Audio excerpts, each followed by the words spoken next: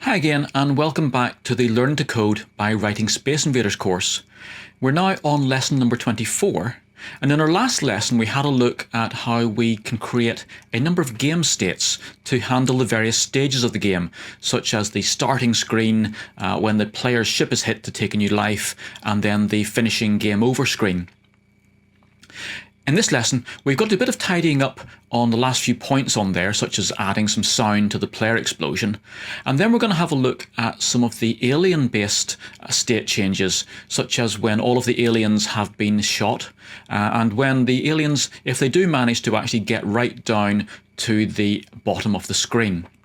And we're also going to look at how the aliens, as we shoot them, just to mimic the Space Invaders, the original Space Invaders, we need to speed up the way, the speed at which the aliens walk across the screen as we shoot more and more of them. So let's get into that and start up Take 80. So starting off as normal then, we're going to load in our lesson 23 code and save this as lesson 24. And then in here, and again, just update that slightly. Before we look at the main code for this lesson, there's a few tidy up things we've got to do first. So let's run the code and see where we currently are. So this start message then is not quite in the center of the screen. So let's fix that first. So back into here, and we need to go to our, if I can type, our start game screen. Okay, so here we go in start game. So we've got it going at 80, so let's try that at 70 and see what that does. Maybe just a wee bit more over, and try it at 60. And that's pretty much in the center. Okay, so we fixed that little bit to begin with. So let's go into our game. And we can see that we have our everything going on here. But when we're hit, our alien ship explodes, but there's no sound effect. So let's add a sound effect for our alien ship exploding. So if we go into our sound effects, we know that we have an explosion. I think that's the explosion effect, is it? In number 1? No, that's the firing effect. And then we have our explosion effect then is number 2. So let's see if we can add that then into our game. So sound effect number 2. So back into our code here. And if you remember, our sound effect command was when we did our check bullet collisions. And down here, we did our check bullet collision, and we did a sound effect here, which was our alien being hit. So let's grab hold of that. And we then want to go to our check missile collision bit. And at this point, this is where we are exploding our player ship. So let's paste that in there. And let's run that. So run that. And our player ship gets blown up. Okay. So let's have a look. So we've got start screen's fine. Moving around's fine. Firing is all fine. Getting blown up is fine. And let's just check our end game screen.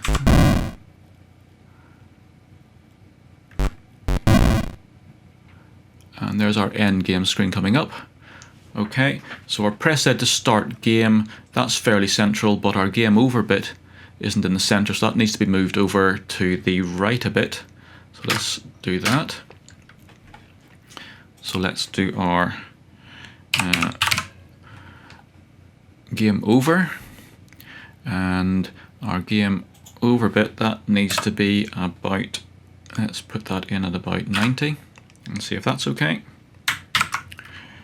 So start that up. Just got to get blown up 3 times now.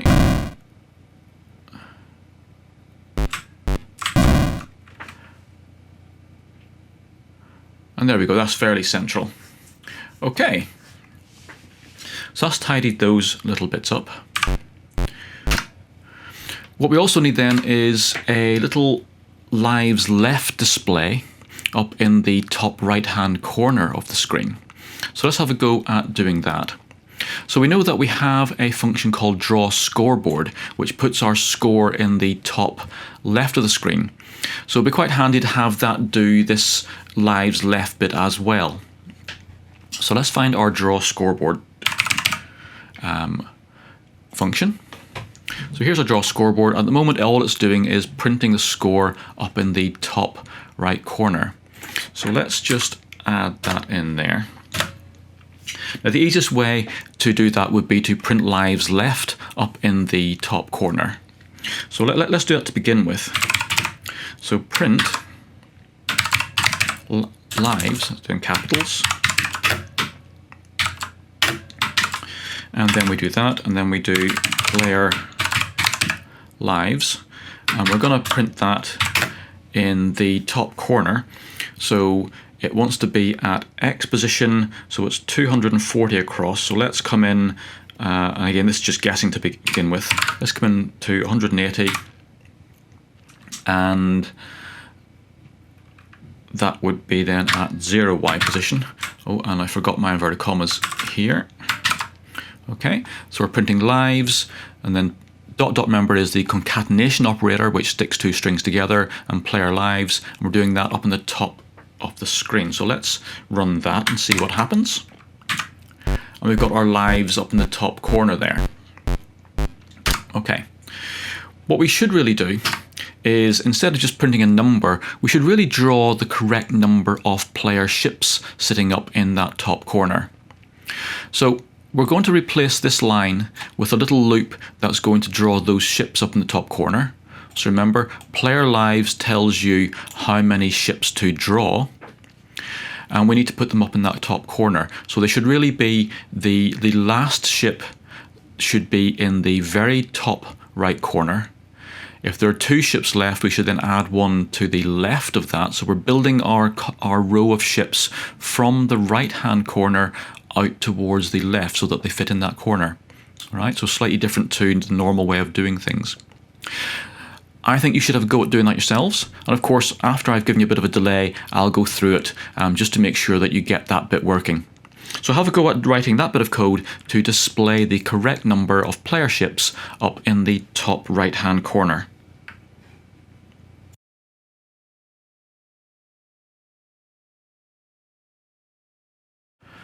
To get this working then, we're going to use a for loop, which is going to count along the number of lives, drawing a little player sprite each time it goes round the loop. But let's work out what our loop values are going to be for this. So if we run the program and start there, we can see that our player lives starts at 3. It then counts down to 2, 1,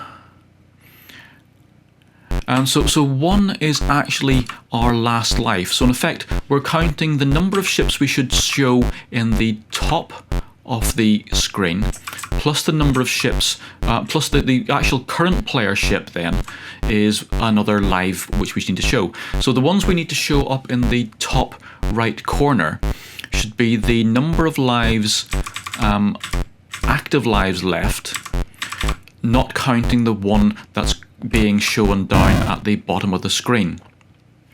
Okay, so the numbers start at 3, and then when we get to 1, there shouldn't be any lives showing at the top of the screen. So let's come back in here. We'll think about that, what that means for our for loop. So I'm going to take out this line of code here, and we're going to add a for loop in. So we're going to say for counter equals 0. So we're going to count from 0, and that makes it easy then to place our sprites in the top corner. And we're then going to count up to, well, let's initially say player lives, and we'll see what happens when we do that. Okay, so we're going to put sprite number 0, because sprite number 0 was our player ship. Up in the very top corner of the screen then, so we know that we've got 240 pixels over, so we want to go to pixel number 232 on our X, and up at the very top of the screen. So that would put one sprite up there, and again we need to end our for loop. But what we're going to do is 232 is going to be our base position for the sprites. So when our counter is 0, we will get 232. Because what we're going to do is we're going to start taking away some numbers from that, and that will then start moving the sprites to the left. And we need to then move them. So counter tells us how many sprites we're drawing, and we want to move them across 12 pixels per count. So that should now draw us our first sprite will be when counter is 0. So that will be drawn at 232, pixel position 232. When counter gets to 1, our position will be 232 minus 1 times 12. So that will move it 12 pixels to the left. When our counter gets to 2, that will do 232 minus counter times, 2 times 12, which is 24. So you can see there that we're gradually moving 12 pixels to the left each time we go around the loop. So let's run that and see what happens. And press Z to start. So you can see now we have our sprites being drawn at the top of the screen, but we've got too many. So really what we need to do is to adjust our limits on our count value. And we've got 4 at the moment, but we really want to have 2. So let's come out of that and back here. So we really want to do player lives minus 2. And if you think about it, when we've got 3 player lives, we actually want to show 2 at the top of the screen. So if we only took 1 away from that, we have 0, 2, but we actually do 0, 1, 2. So can you see we actually get 3 coming through? So we need to take away 2. So when player lives is equal to 3, player lives minus 2 gives us 1.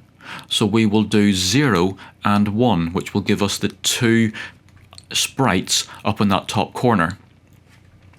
And the sprites also were a little bit hitting into the alien array. So let's just move them up by a couple of pixels. We can actually do negative numbers in here. So I'm going to move them up by 3 pixels. Again, because my player ship doesn't go right to the very top of the sprite. So let's try running that and see what happens. And there we have our sprites up in that top corner. So as we go through, we can see that those are being used up. That was our last ship, so we've got no lives left up in the top corner, and that's our game over. Okay, so there we have our lives left display going, and I think that's all of the tidying up now we need to do. So we're going to be looking now at this alien movement, where we're going to have to do it in 2 stages. So the first stage is getting the aliens speeding up. So as we shoot aliens, the speed at which they start moving across the screen should increase. And then of course, if the aliens ever do get to land down where the player ship is, well, that's the game over signal as well. So that is actually true. You will lose all your lives if the aliens get to the very bottom of the screen.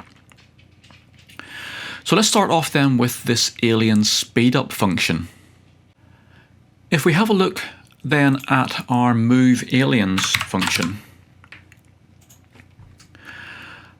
we'll see that we have this alien move counter, and that's counting down. And when it hits 0, that's when our aliens actually take a step. And we can see all the stepping actions here. All of this stuff here then is looking at the animating aliens and when they hit the edges and so on. But when once we've taken that step, we need to reset then our counter to give us a delay for the next step. And that's where we have this coming in here. And this value of alien move delay, that's what we reset this counter to. So if we can control this variable and set that to different values depending on how many aliens are still left alive, then that will control the speed at which these aliens will move. So that's what we need to do now in our code.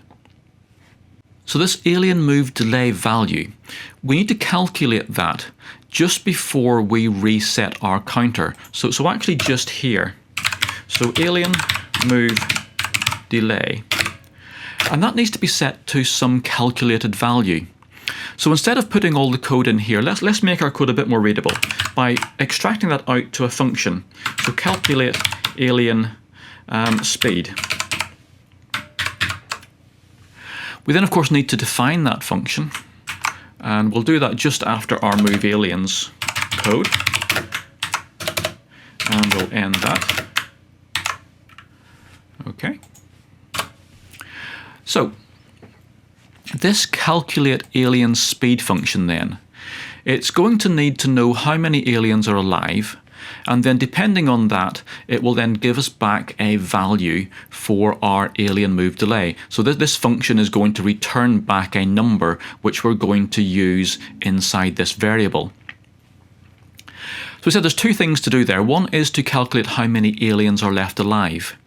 Now we could, inside our calc alien speed function, we could have another loop going through each row and column and looking at the alive parameter inside each alien and counting them up.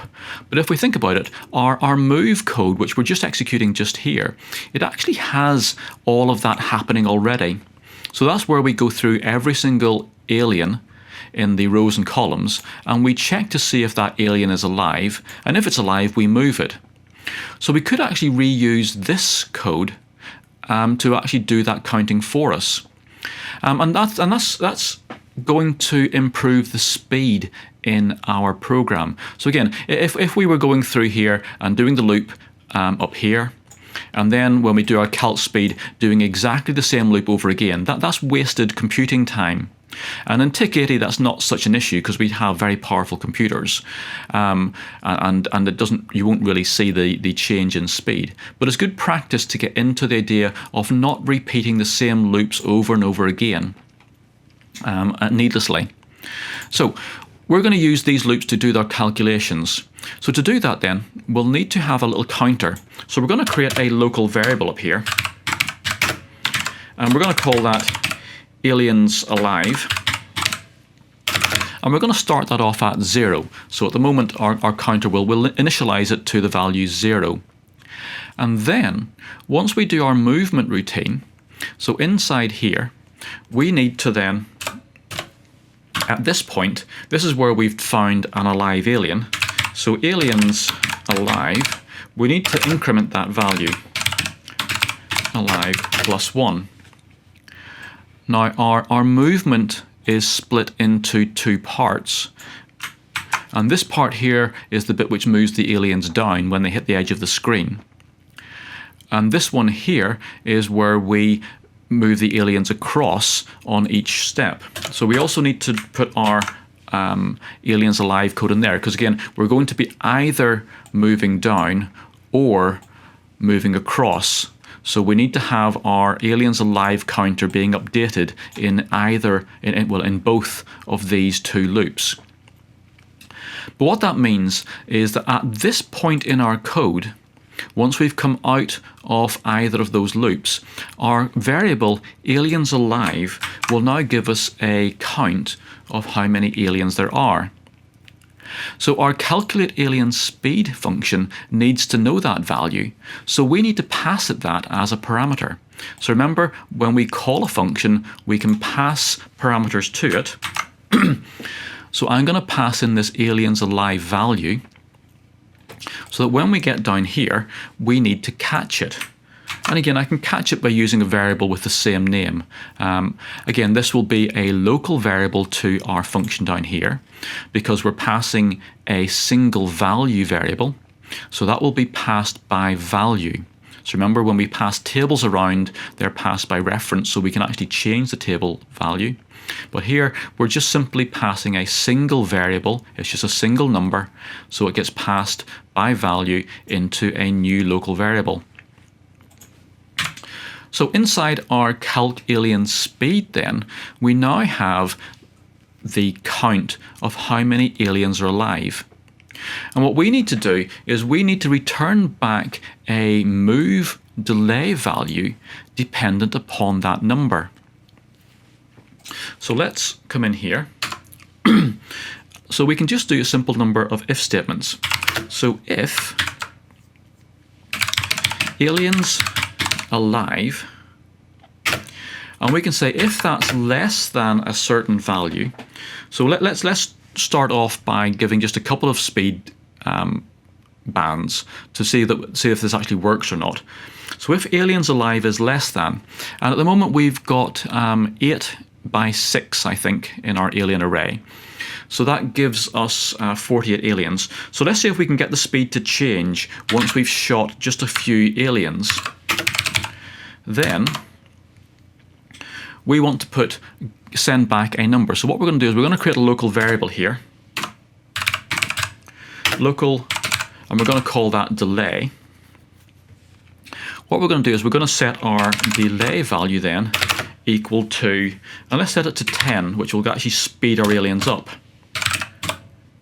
And then we have our else value. So if it's not less than 40, then we're going to say delay equal to, and let's say 40 to slow them down a bit.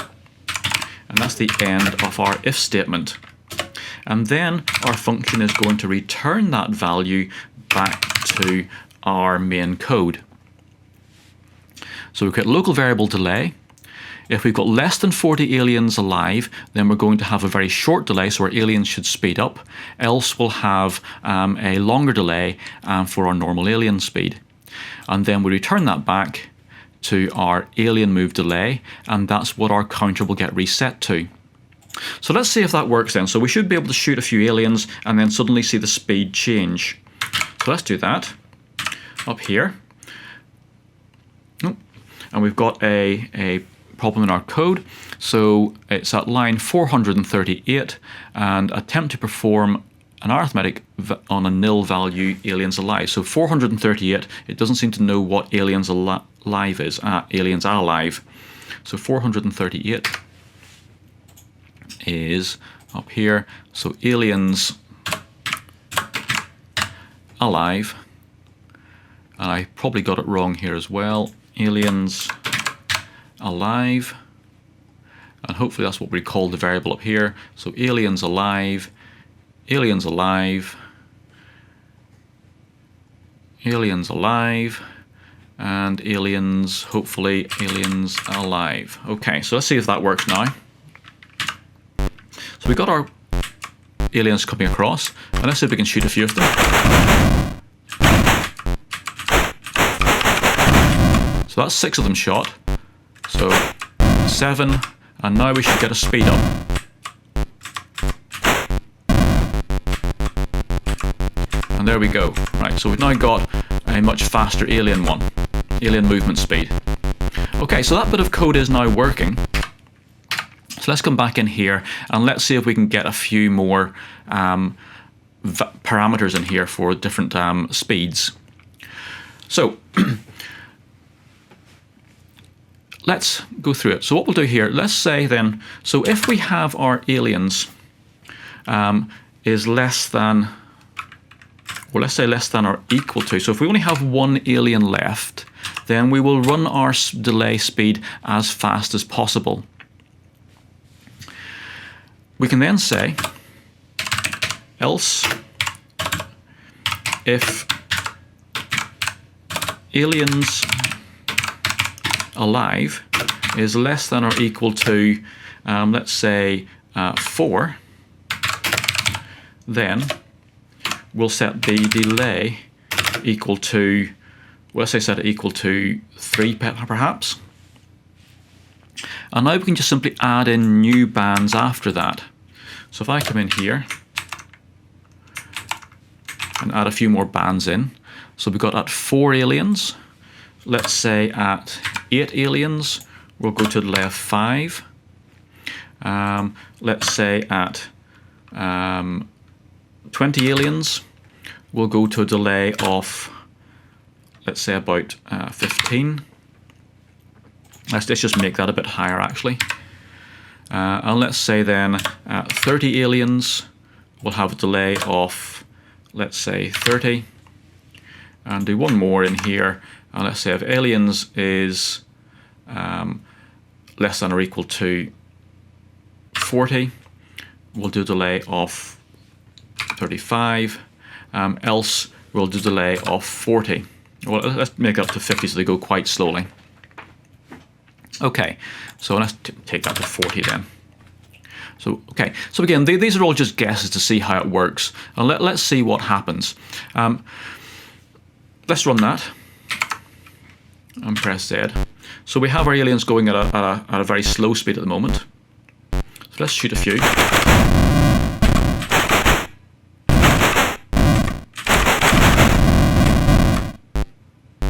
And so I think this speeds up a bit there. They're definitely going a bit faster now.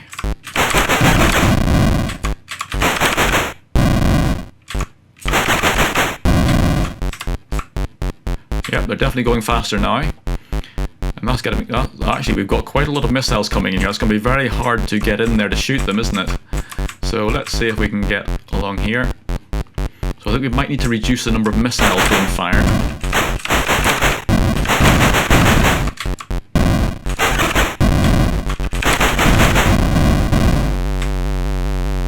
And there we have them going very fast. And hopefully then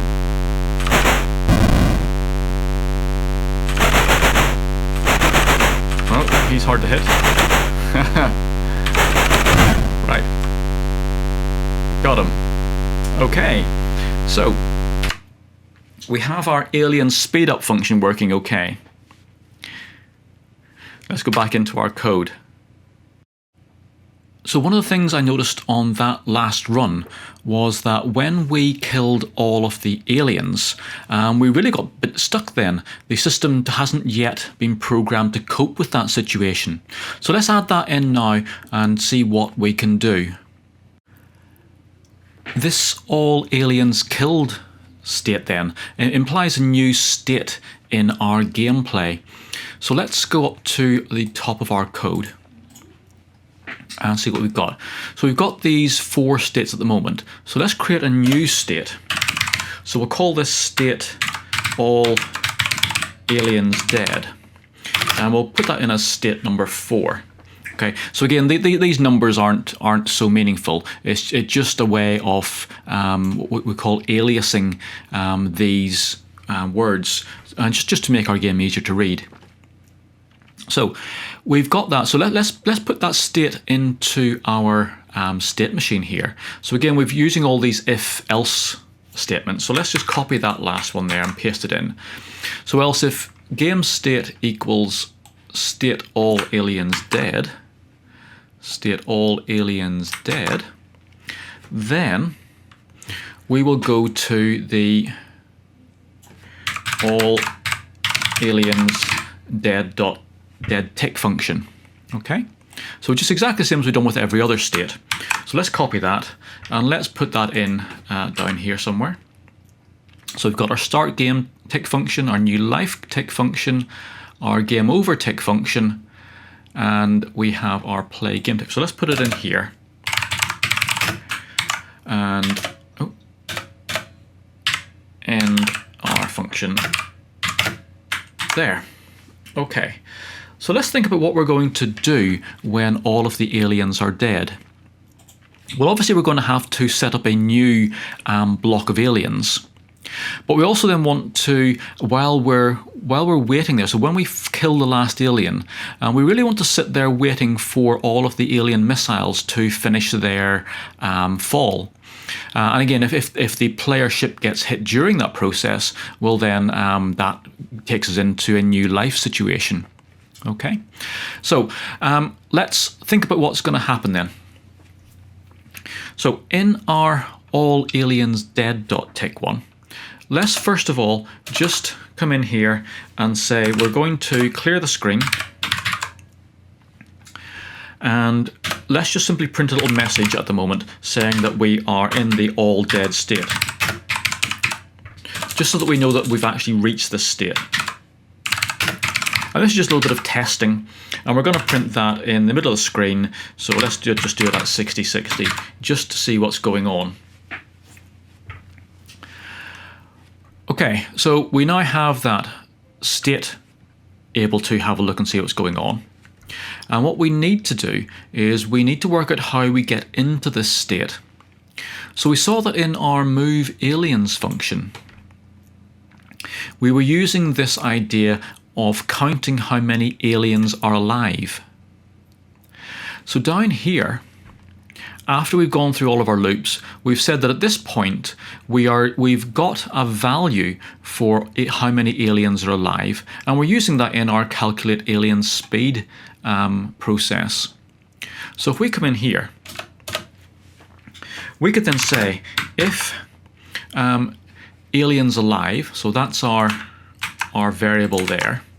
So if that has the value 0, then we can make our game state equal state all aliens dead. And that is the end of our if statement. Okay, so we come through, we check for all the aliens being dead, and at that point we will jump into this all aliens dead state. So let's just see if that bit of code works and puts us in that state. So we come through here, and let's just see if we can knock off all these aliens.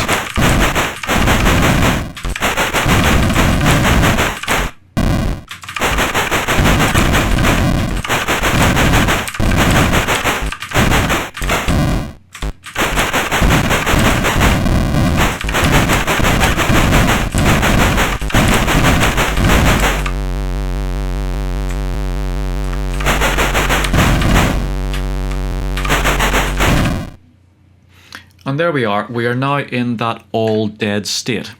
Okay, so that's working, but we now need to work out what we're going to do in this all dead state. So let's come back into our code. Going back up to our all aliens dead state then. So we saw at the moment then that we actually get to here at the correct point. So let's take out that little bit of debugging code. Again, debugging code is just code you put in that helps you work out whether things are working correctly or not. And that little print statement just confirmed that we got into this state at the correct time. So we want to hold ourselves in this state, and it's a little bit like our new life state, where we want to create a little sort of timer which is going to let some things happen. Okay, so we've got this going in here, and we know then that we need to do our timer and wait for a certain amount of time. So let's just copy that block of code and put that into our all aliens dead function. So we're going to do that in here. Okay, else we'll be doing something else, and that is the end of our if statement. So we're going to do another sort of 3-second wait. This is going to wait for the missiles to finish. So if we now look, the timer then, of course, we need to make sure that that gets reset. So once we jump to this state, at that point we need to set our timer up as well. So if we go down to our move aliens function, which is where we jump to this state, so remember down here, this is where we jump to this state. So at that point there, we want to set our timer equal to 0, so that we actually do wait for our 3 seconds. Okay, so we're going to be in this aliens dead state for a certain amount of time. So let's just come back up here and go to all aliens dead. So our timer is going to help us then wait for things to happen. And then once we get past that 3 seconds, this is where we're going to have to reset the alien grid. So So we need to reset the alien grid back to a full set of aliens back up at the top of the screen. So we're going to work that bit out in just a second. But first of all, let's do the bit where we wait, and we are now waiting for the missiles to appear or to finish. So if we look at our play game state, okay, so this will give us an idea of what we need to do. So we know that our alien missiles, we need to keep moving our alien missiles. So at that point there, we will need to check for our missile collisions, so to make sure that our player ship, if it gets hit, well then we take the correct actions. And then we'll need to make sure that we draw player bullets, alien missiles, alien ships, and we don't need to draw the aliens, and we don't need to, but we do need to draw the explosions so that that last explosion finishes. And we need to draw the scoreboard. So what I'm going to do, I'm going to copy a block of this stuff here. So we want to copy all of that down here, and then we'll just chop out some of the bits we don't need. So let's copy that. Coming back up to our code here, let's paste that in. Okay, so we want to come in here, and that's where it's happening, right? So we don't need that CLS there, right? Okay, so we're going to move the alien missiles. We don't need to check for bullet collisions because, of course, all the aliens are now dead. We do want to check for missile collisions. We then clear the screen. We want to draw any player bullets that are left on screen. We want to keep drawing the alien missiles, draw the player's ship. We don't need to draw the aliens because they're all dead. And if we do the draw aliens, we'll start making more and more missiles. We do want to draw the explosions, and we do want to draw the scoreboard. Okay, so that should all keep things going then.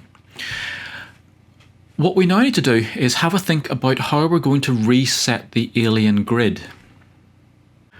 If we think about this then, we do actually have a function already called initAliens. And if we have a look at that function, what we'll see that the whole idea behind initAliens was that it takes our aliens array, now that's the one which is going to store the rows and columns of aliens, and it actually fills it in with a completely new set of nice pristine aliens, all set to be at their various starting position. So this bit of code is all that we really need to call to reset our aliens.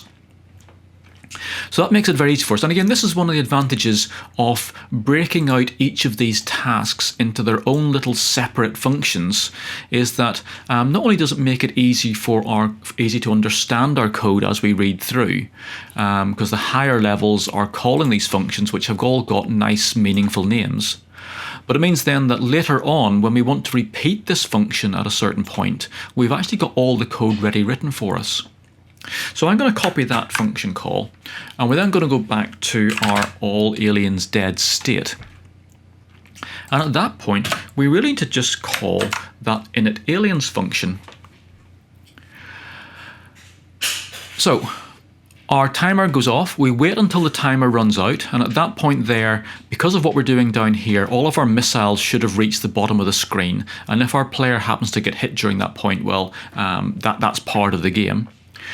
So once that timer has then got past 3 seconds, we reset our alien grid, and at that point we just simply want to jump back into our play game state. So game state equal to state play game.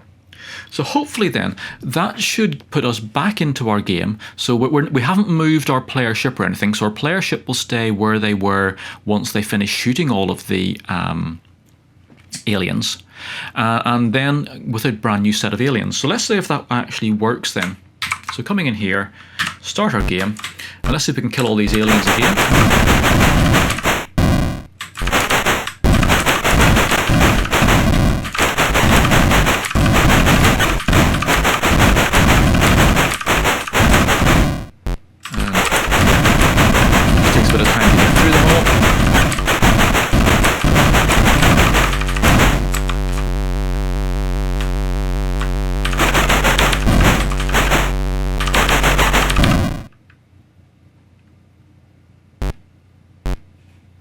Okay, so that's all working there. Obviously our player bullets didn't finish correctly, so they just all seem to stand still for a second. So let's come back in and see why that was. Okay, so we again, I guess we need to include the move player bullets bit. So down here we have move player bullet. All right, so let's copy that in, and let's put that in here as well. And that should then cover the player bullets going off the top of the screen. But I think that's pretty much going to be working now. But having said that, on a similar vein to having to let our player bullets finish, I guess we should let our player move their ship. So I think the whole idea here was that we were still letting those alien missiles fall down. So if the very last alien happened to have fired a missile just as the player hit it, if we don't include this, that player ship, you won't be able to move your player ship out of the way, and that bullet will just come down and hit you. So let's include that so that you can dodge the very last bullet if you need to. The very last thing we need to check for then is the aliens reaching the bottom of the screen. So if we go to our move aliens function, so let's go to move aliens, we know that in here, we when it's time to move, we have one bit of our move aliens is the actual moving down. So at this point, that's the only point when the aliens move down. The other bit of it is when they move across. So when they take a step down, this is where we need to check if one of them has reached the bottom of the screen. And that will be donated by, again, we'll set some value which will indicate that the aliens have landed. So let's have a look up the top of our screen and see if we have anything there. So we have our aliens max X and min X. So we need to have a alien maximum Y value. So alien maximum Y value. And that will be the value when our aliens actually have reached the bottom of the screen. So we know that the screen is 136 pixels tall. And if we have a look at where our player ship is, if I scroll up a bit here, so our player ship is at Y value 128. So our aliens then, if their Y value gets more than 128, then they've actually taken a step onto our player ship. So let's set that as our maximum Y value for our alien coming down. So let's set that in there. Okay, so our alien maximum Y value is 128. So let me just copy the name of that variable. Okay, and if we now go to our move alien function, so our move aliens function, we've said that this bit here where we move down, that's where we need to detect this. So this if statement here means that we're only moving down the aliens that are still alive. So at this point, we want to check if this particular alien has stepped off the bottom of the screen or got to the bottom of the screen. So let me just put in here, so it's alien max Y is what we're testing for. So we know that our aliens row column position.y, that's the Y value of this particular alien. So if I copy that, and inside here then, so let me just go to a smaller font size. So if this alien's Y value has become greater than our alien max Y value, then this is actually game over, where our aliens have actually landed. And at that point, we need to change our game state to the game over state. And what did we call that? Let me just check if I can see that. So if I go back up to our tick, and it's state game over. So let's just copy that, and then go back to move aliens. And at this point down here, we go into our state game over. And really that is all we need to do, because once we change our game state to state game over, the system will know what to do, and that's will put us into then just displaying the alien grid and printing up the game over message. So let's see if that then works for us. So we now have to make sure that we shoot them all until we get down to one alien. So obviously I've just speeded up a bit so we don't have to sit looking at me shooting lots of aliens.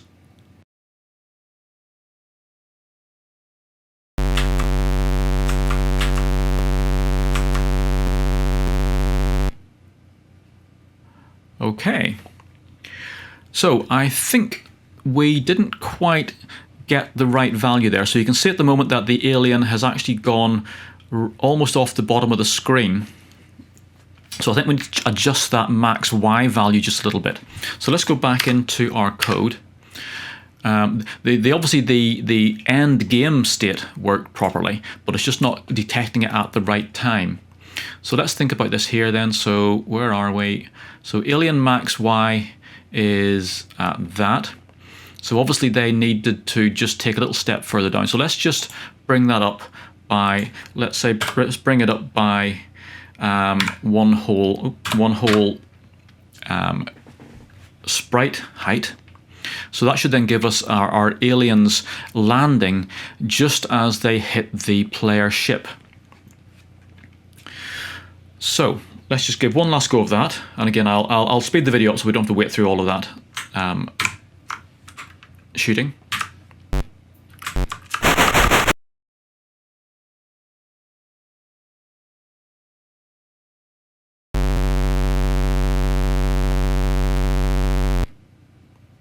And there we have it. Our alien has now landed and our game is over. So back into our code. Right, so let me just make sure I save my work. And really, that's pretty much all of the game written. So we'll have a look at any last tidying ups to do in the very next lesson, but I think we are almost there. So let me have a look through and see if there's anything else left to do, and I will see you in what should be the very last lesson of our Space Invaders course. See you in a few minutes. Bye. Don't forget to visit the course pages for this project. There you'll be able to download the code for this lesson and get lots of extra hints and tips. You'll also get access to all my other programming, electronics and gaming projects. All the links are in the description below. For more games programming, electronics projects and retro gaming, please make sure you like this video, subscribe to my YouTube channel and visit my website.